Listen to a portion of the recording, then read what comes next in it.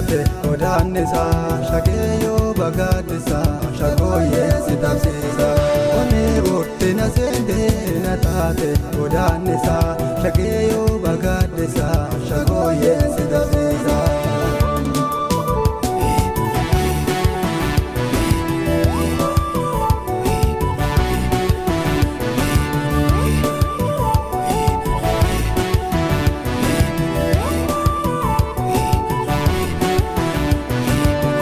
Jalqabarraaka nageenyi aadaa keenya dhiira durbaanis nagayaa waliin jenna hundumtuu halkan qabaana shagooyyee mana bahee lama dhiichiisee nangalaa yoo danda'ee anumtuu min shororkaawaa maqaa kee yeroon kaasu hiriyoonni koo maqaa meeqana habaasu.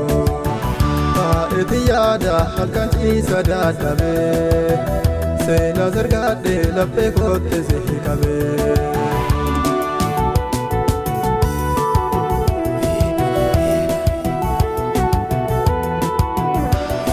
Onni urtina seentee na taate godaannisa shageeyyoo bagaadisa shagooyyee si tabsiisa.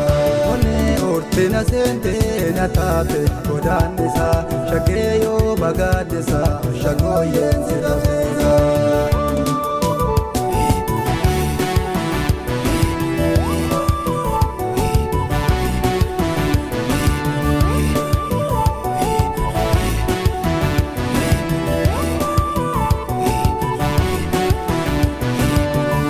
Usite kaaba akka buna baadannoo sinfanni faada osoo qaabattee fannoo mormattee kombolchaaf jaarsoo warri keessan foon kiyyaa yaada kan keetoo na gubee garaa kiyyaa haqattee faaruu teelteedha amma se faarsoo sennatti aanaa qacalee torba jaarsoo.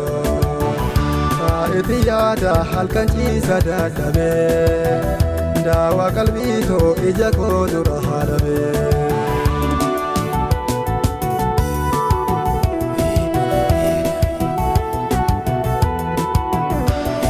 Onni urtina seentee na taate godaannisa shageeyyoo bagaadisa shagooyyee si tabsiisa.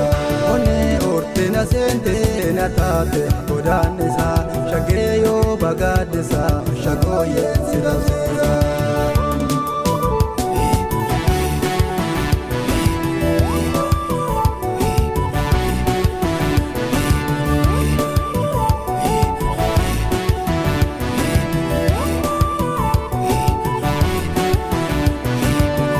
Halkan qabaana shagooyyee mana bahee lama dhiichiisee nangalaa yoo danda'ee anumtuu usite kaaba akka buna baadannoo sinfanni faada osoo qaabattee fannoo mormattee iti yaada halkan ciisa dadhabee daawaa qalbii koo ija koo dura haadhabee.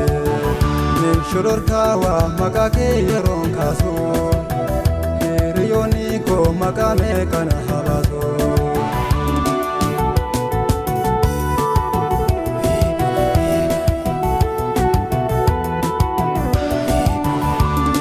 Onni urtina seentee na taate godaannisa shageeyyoo bagaadisa